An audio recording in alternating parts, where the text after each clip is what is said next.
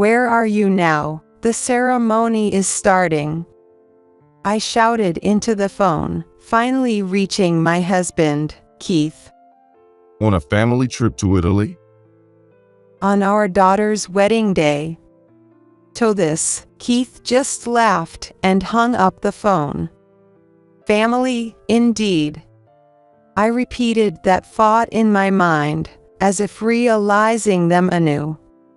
I stared at the disconnected phone for a while, but soon shifted my focus and reached out to someone else.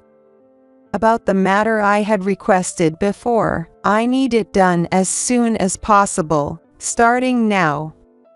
I spoke with determination.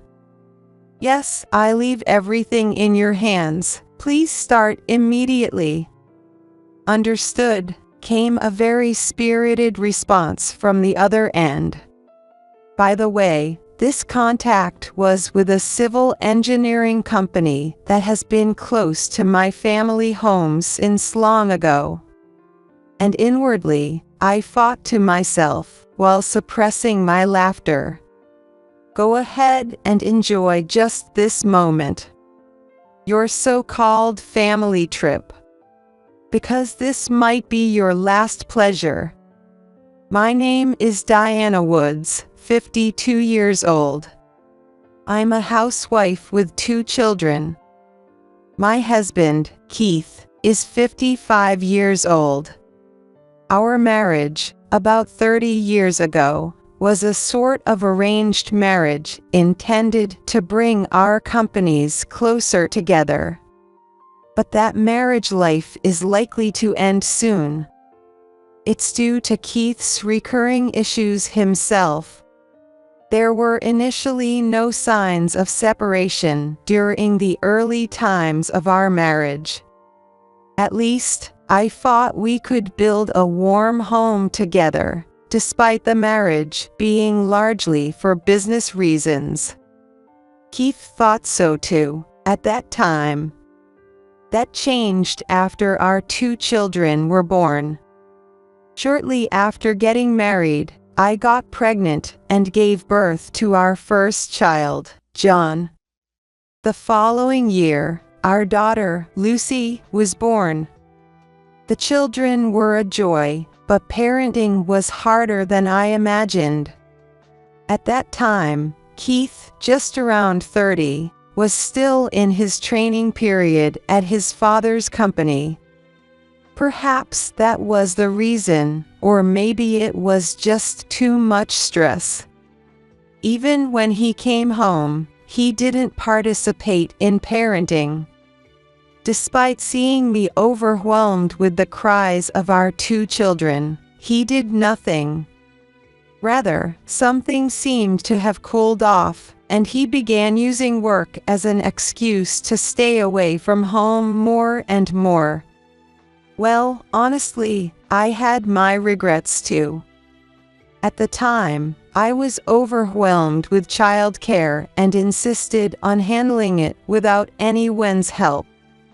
The one who helped me was my mother back at my family home. My parents are gone now, but when I think back on those times, I truly appreciate their presence. Without the housekeeper my mother arranged for me, I would have completely succumbed to parenting stress. But once that period was over, the children were truly adorable.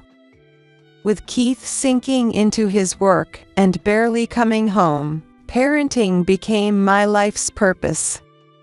However, I grew suspicious of Keith's prolonged absences, and once asked him, "Where are you always going?" Back then, Keith would dodge the question with vague responses, but when he failed to attend our daughter's and son's birthday parties, I finally confronted him. "You do your thing, and I'll handle what needs to be done here." I couldn't imagine what he felt needed to be done. "What's so important that you'd skip our son and daughter's events?" I snapped, questioning him heatedly.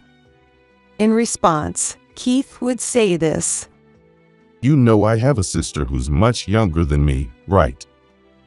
You mentioned she's 13 years younger. Was it Emily?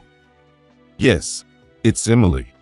She has her coming of age party soon, so I need to discuss a few things about that with our parents.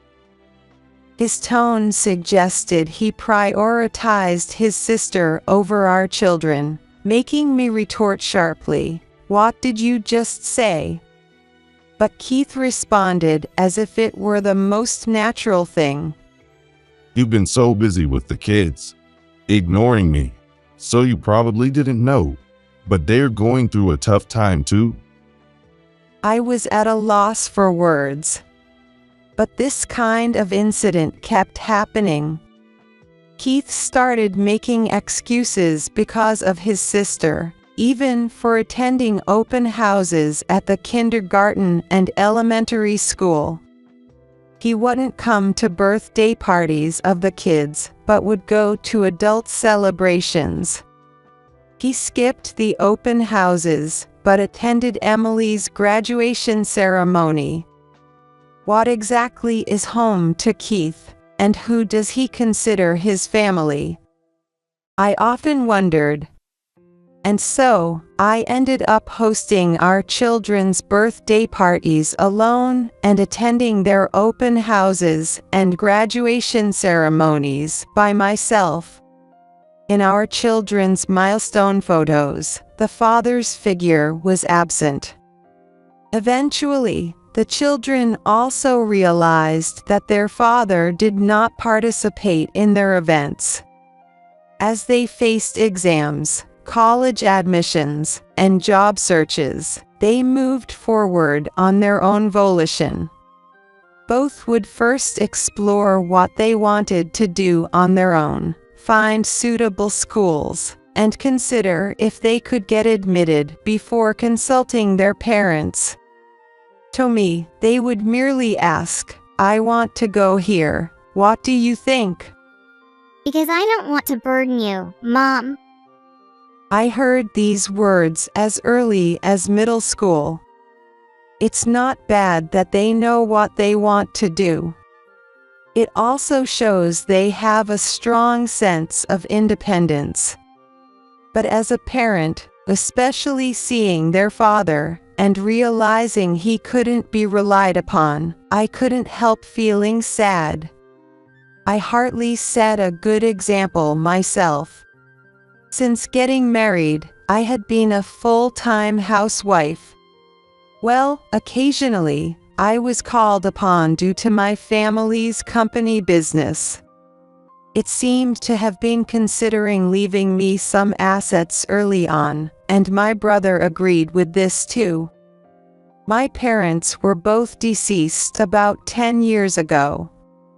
They passed on when they were in their 70s. The company has been entrusted to my brother, Kevin, and I'm currently receiving a decent portion from the inheritance apart from that.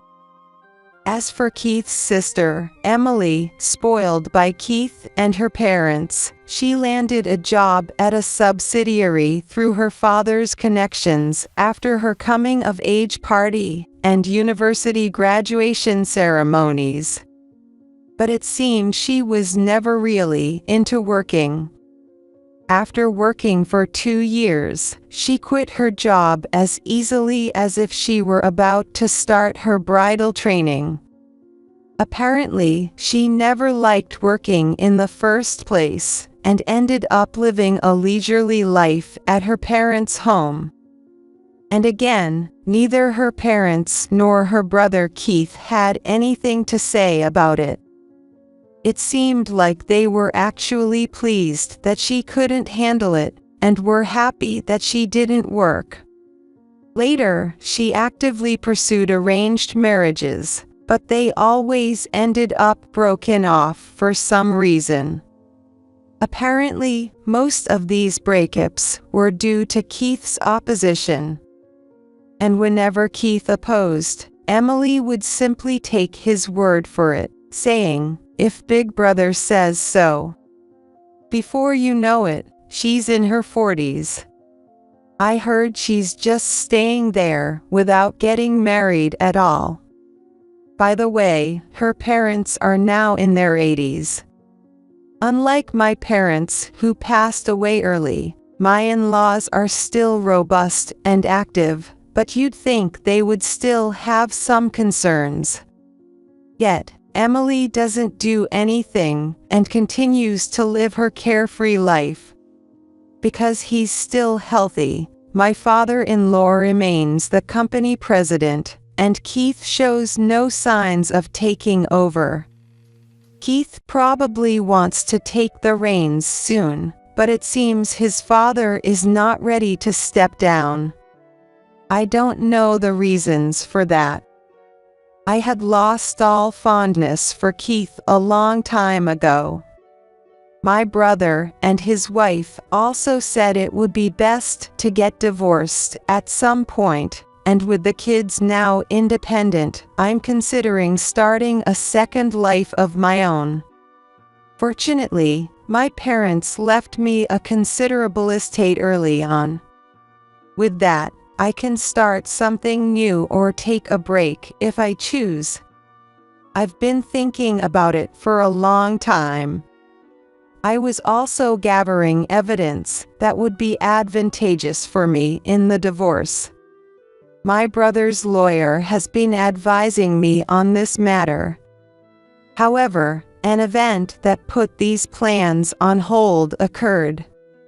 That's because Lucy is getting married.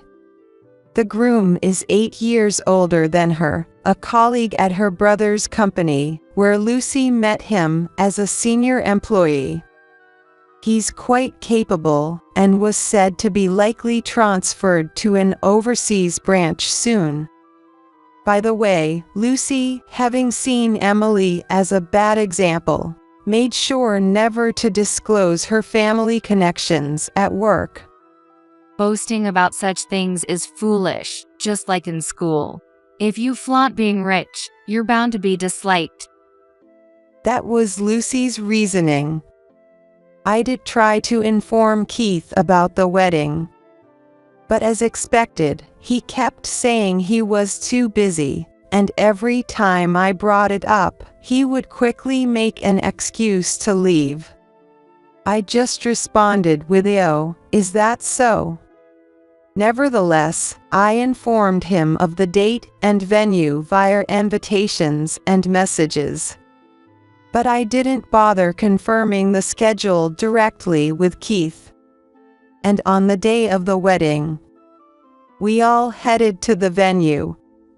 There was no sign of Keith showing up even in the morning of the wedding day. I tried contacting him. "Where are you? The ceremony is starting." On a family trip in Italy. I can't help but blink at those words. "On your daughter's wedding day?" To this, Keith just laughed and hung up the phone. I sighed and looked up at the ceiling for a few seconds. "Family, huh, family?" I repeated it several times in my mind. It's probably a trip to Italy with his parents and Emily. I knew it, but to come to this point, I'm genuinely appalled. For Keith, family ultimately means his parents and siblings, not us. Of course, I've known this for a long time. I didn't expect much from an arranged marriage. He probably felt the same. The difference between Keith and me is, I initially wanted to make a real home. And Keith did not. I continued this charade for over 20 years, all for the sake of the children. The kids themselves might have thought they didn't even need a father. Still, I wanted to maintain a certain social standing until both became adults. That might have just been my own selfishness. The kids probably thought it would have been much easier without such pretenses. Well, fine. I took a deep breath and made a call again. Hello, it's me. Yes, Diana Woods. Regarding the matter I've asked you about before, I'd like it done as soon as possible, starting now. I spoke assertively to the somewhat distant voice on the other end. Yes, I leave everything in your hands, so please start immediately. Understood, came a very spirited reply. The person on the other end was from a civil engineering company that has had a long-standing relationship with my family. And inwardly, I thought to myself while suppressing my laughter, go ahead, enjoy yourself for now. Your so-called family trip. Because this might be your last enjoyment. Then, a month later, I received a call. I answered it on my tablet. Then there appeared the image of a lawyer with a beaming smile. Ms. Woods, or rather, should I say Miss Fields now? The lawyer used my maiden name. Does that mean the papers have been processed? My voice bounced with inadvertent excitement. Yes, I've made sure everything is in order. This lawyer, who appeared on my screen, was affiliated with my family's company.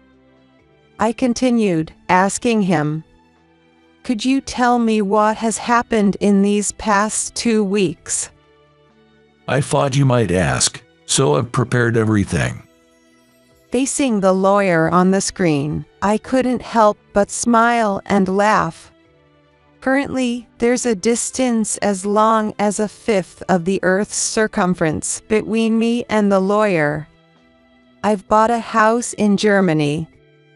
That's because my daughter's husband, upon their marriage, was assigned to transfer to an overseas branch, as previously mentioned. He was worried about my language skills. That's what Lucy said. But, you won't know until you go. And once you're there, you'll manage somehow. So it's okay. I've always managed to make it work like that. Lucy and her husband are now at the German branch. And I live in a separate building on their new property. Partly for security reasons. The lawyer, whom I was watching, seemed to have adjusted some equipment on his side. First, this. He showed me what had happened during Keith and his family's trip to Italy. Wait a minute. Why can't we get into this hotel today? That's my father-in-law shouting. He was wearing a gorgeous shirt under the bright blue sky. I'm sorry. Today, the venue is reserved for a wedding and the reception. What? The top hotel in Florence? Yes, that day, there was a wedding at that location. It was Lucy and her husband's. By the way, Keith and his group had flown from the United States to Italy, but by that time, we had already headed towards Florence. We planned to relax at the resort before the ceremony. They didn't even know about it. I had informed them on the day, just in case. It's ridiculous that they didn't even know we were in Italy. It really shows how little they cared about us. That's strange. The lawyer found it baffling. You did tell them the destination, right, Diana? I did, through postcards and messages. They usually don't catch me, so it was a surprise that my call went through on the wedding day, probably just to show off their family trip. That's ridiculous, the lawyer laughed. The ceremony will be held abroad. I left clear instructions that it will be at this hotel in Italy. And what's going on with them saying they can't stay when they come right up to the hotel? At the very least, they could have mentioned they were there to attend the wedding. In the video, the disgruntled family was shown. Emily, looking confused and unable to understand what was being said, was also visible. The explanation was in English, but the whispers around were in Italian. She majored in Italian at university, so she might have been able to hold a conversation decently, but there's a gap of about 20 years. It seems she's completely lost touch with Italian conversation by now. The whispers of the surrounding staff indicated that these were the people who were supposed to attend the wedding today. Indeed, we had instructed the employees accordingly. If these people came to attend the wedding, let them in. If they came just for dining or staying, then not that day, since we reserved the place for the wedding. The wedding was grand, and my daughter, her husband, and I departed from an international airport in Italy to Germany on the same day. We had no plans to return to the US. Meanwhile, fuming with anger, they apparently intended to return to the US from the same international airport. But they were stopped there because Keith's card had been declined. This moment too was captured on video by the staff following them. What? My credit can't be used? This one too? Yes, sir. The name on the card isn't yours, is it? Indeed, that was the case. Keith had taken my credit and bank cards, so I had them stopped. The bank account in question was my personal asset. Keith had dipped into it, but I pretended not to notice. Doing such things was bound to come out eventually. I had another account set aside that I could freely use, so even if one was depleted, it wouldn't affect my lifestyle. I overlooked it to gather evidence. Damn. Why doesn't it work anymore? It's probably because the owner stopped it, right? What do you mean? We can't get home if you say that. I don't have that much cash on me. The staff, sighing at Keith's outburst, simply said, These cards cannot be used, so you cannot board the flight back to the US. With that, they were driven out of the airport. Left with no choice, they had to return to Florence and reportedly borrowed money from the consulate to get back home. It took them a significant amount of time to get to that point. It seems they did not come up with the idea of relying on the consulate very easily. Moreover, they tried borrowing money from acquaintances first because they were embarrassed, which took even more time. Ultimately, when they realized that was not possible, they finally begged the embassy for help. Their visa had already expired, and they had no room to care about appearances anymore. They were thoroughly squeezed at the consulate. After all, the cause was a stopped card. They were held a bit due to perceived issues with their actions. Then they barely made it back to the US and repaid the travel expenses to the consulate from his own account. But when they came home to complain to me, there was nothing left.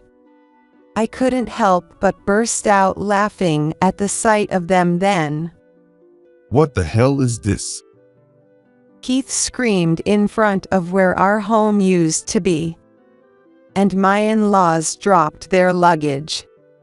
Our house was built nearly 30 years ago by my parents as a new home when we got married. I had always maintained it well, so it could have been sold if I wanted. But it was my property, and since I planned to live in Germany, I didn't want to leave anything behind. So I only stored Keith's clearly personal items in a storage unit and had everything else disposed of by a service. That was the other call I made on the day of the wedding. What on earth is going on? Keith was scratching his head, stomping his feet, and finally, he kneeled and started pounding on his suitcase. I couldn't help but laugh out loud when I saw that. Then Lucy came over when she heard me laughing. What's going on, Mom? Lucy, just look at your father. He's in quite a state. He's not my father anymore. While saying this, Lucy looked at the screen I was pointing at. In the screen, there was a for sale sign in front of the now empty lot. This used to be our house. It's completely empty now. Lucy said that with a wry smile. She had always found it creepy how her father doted on his sister more than her, especially during her adolescence. I knew she had always said she wanted to cut ties with him as soon as possible. I'm glad to hear that makes you happy, Lucy. The lawyer chimed in. No, really, thank you for the entertaining footage, but that's not all, is it? I asked him. Oh no, there's more. The lawyer said with a mischievous grin. Next up is this. Again, a frustrated Keith appeared, glaring at something. What is this all about? The sound of him slamming the desk was audible. It's nothing unusual. Your wife, Diana, asked me to fill out these divorce papers. Diana would never say such a thing. How can you be so sure? Keith started to say something, then seemed to have realization. Right, the card. Why did she have to stop it? As Keith muttered, the lawyer responded in a matter-of-fact tone. Well, of course. Anyone would do the same if they found out someone was using a large amount of money from their account without permission. Why were you using Diana's card in the first place? Didn't you have your own card? Keith just grunted and fell silent. Or were you perhaps lacking that much financial leeway? We had investigated that area too. To be honest, there isn't much money in Keith or his parents' accounts currently. Just a tiny bit for business operations, while the rest had been siphoned from my savings. He took the card from me with his own interpretation that it was family money, without any permission. So when I said stop, that was all there was to it. Furthermore, after stopping it, we discovered a significant amount of money had been spent. Embezzlement. No. This was supposed to be marital assets, right? Not at all. What are you talking about? Didn't you know? The lawyer asked incredulously. The funds you were using belonged to Diana herself, from before your marriage. Before our marriage. No, that can't be. Diana never said that. She probably didn't feel the need to say anything. It would have been fine as long as nothing happened. But something did happen, didn't it? What? Keith stood up abruptly. Diana said there was no point in being a family with you guys anymore. At least, your children no longer consider you their father. What did you say? That's to be expected. Do you even know where your children went to college, what they studied, and who they married? And above all, do you know where your daughter's wedding took place? Keith was at a loss for words. By the way, the lawyer then provided the date and location of Lucy's wedding. Keith's expression changed dramatically. He muttered to himself, "No way." Yes, it was at the hotel you tried to stay at that day. That place. Keith leaned forward. That's right. Didn't you hear that there was a wedding going on that day? Sure, maybe. But why wouldn't they let us in then? That's simple. The lawyer explained the instructions I had given to the hotel. Diana had told them in advance. Why don't you check your phone? Haven't you checked at all, or did you have another phone? Faced with these rapid-fire questions, Keith remained silent. Well, if you think about it, it makes sense he wouldn't connect. Keith probably had multiple phones originally, and the one that connected to me was usually turned off. I had anticipated this because my messages were unread too often. When I asked if he had changed phones, he would at least give me the number. I deliberately didn't ask that. It was part of my plan. Evidence of my messages was left intact. I left numerous voicemails. I made sure to sound increasingly agitated, asking, "Are you listening? Are you there? I want you to see this." Of course, the messages were the same. I had tried other methods too. Yet Keith had shut out everything that connected to me. The lawyer then continued. So, Diana will also be seeking compensation for the misuse of funds, and she's filing for damages for your neglect of the family.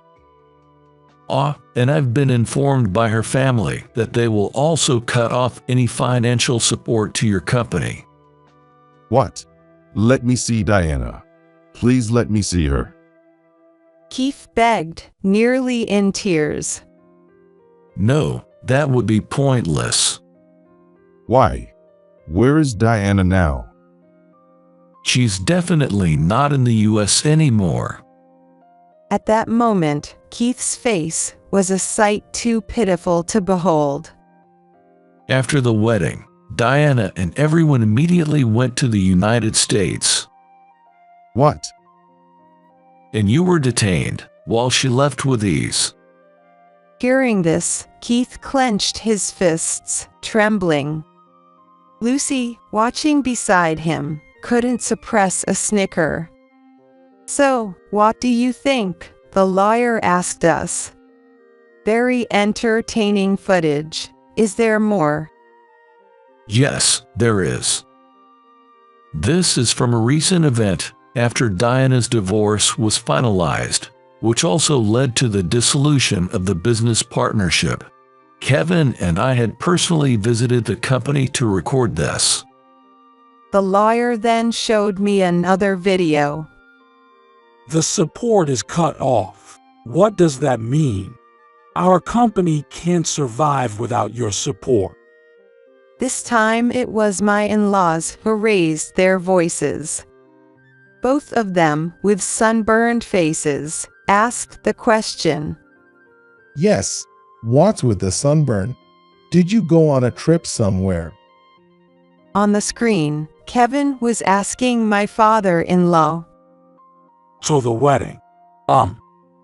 Lucy's. Yes, Lucy's wedding. It was in Italy.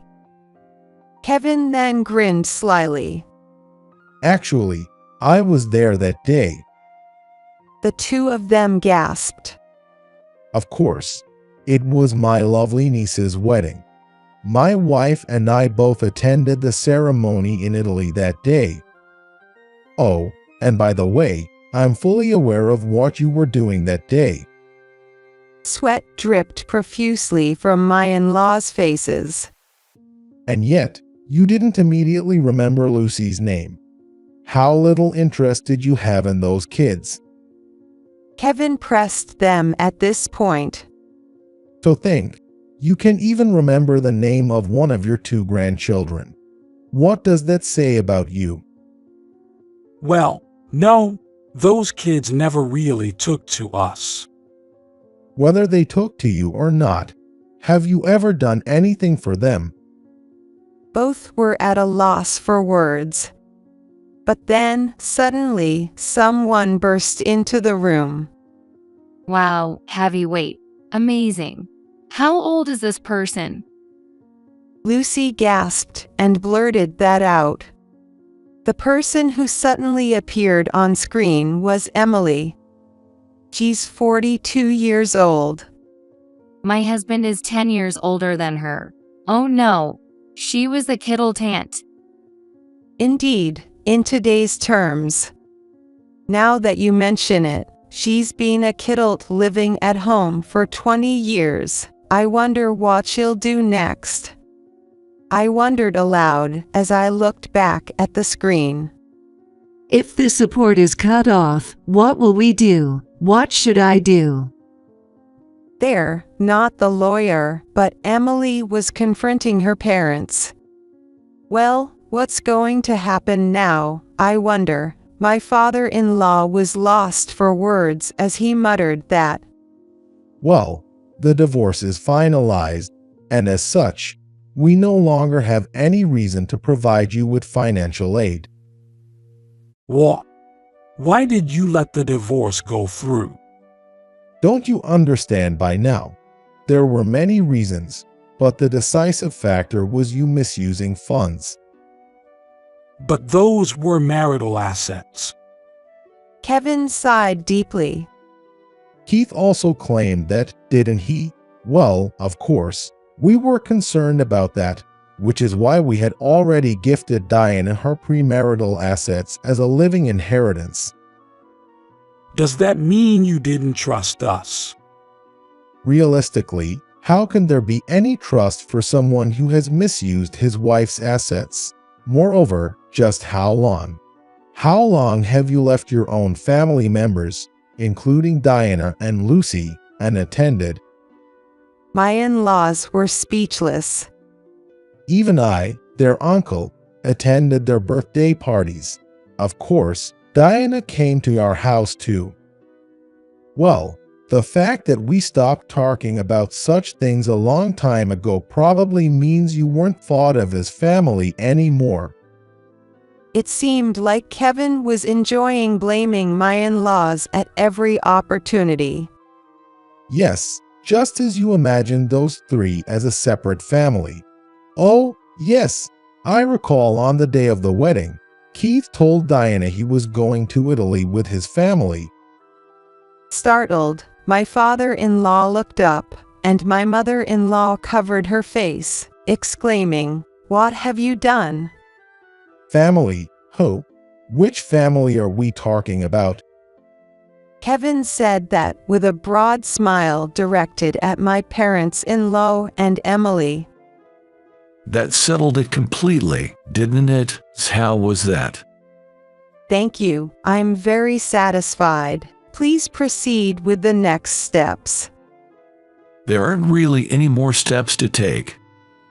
Lucy and I exchanged glances and laughed at the lawyer's words.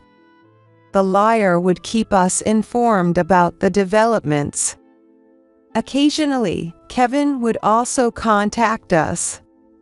Firstly, my former in-law's company, unable to secure any loans, faced bankruptcy and was eventually merged into my brother's company. We absolutely must save the employees. It seems the initial reason for supporting the company was because of the quality of what the employees produced, not because the management of my former in-law's company was good. I wasn't fully aware of these details, but Kevin explained them to me again. My former father-in-law was ousted from his position as president. They had to sell their property and moved into a rental. They are now struggling with what to do next. The ordeal had aged them considerably, and health issues began to surface, once maintained by sheer willpower. Keith is now regretting not having booked a spot in a retirement home in advance. It seems financially challenging for them to enter one now. Keith managed to secure re-employment at an acquaintance's company. Given their history, the acquaintance reluctantly hired Keith. But after the divorce incident, the acquaintance realized he was unreliable. Initially offered a full-time position, he was demoted to a contract employee. It was a clear message that he could be easily dismissed if he stepped out of line. Though lenient, I hoped he would continue working to help pay off his debts. As for Emily, well, that's a difficult situation. She now lives in a rental with her parents. But having been a kidult for 20 years, she is truly incapable of much. Her savings are depleted, so her desperate parents are pushing her to find work through the employment service. However, her job expectations are too high, making it difficult to find employment. Well, that's only natural. They even considered marriage as an option, but of course, that's a high hurdle too. What exactly had she been doing for 20 years, I wonder in disbelief. Yet, our life on German is wonderfully bright and clear. Living abroad has its risks, of course. John, still in the US, often calls to check on us, but I reassure him each time that all is well. Come visit sometime soon, and if you can, bring a nice wife with you. John blushed and remained silent as I said that. As long as we choose to live in a safe area, life remains calm. Slowly learning unfamiliar German, getting along with other American families, and thinking about what to do next under the bright sun and dry wind make every day enjoyable. There is a timing for divorce. I won't say my 30 years of married life were all bad. But it's because I let go now that I can have a future. From here on out, I want to live a fun and energetic life with my daughter and her husband.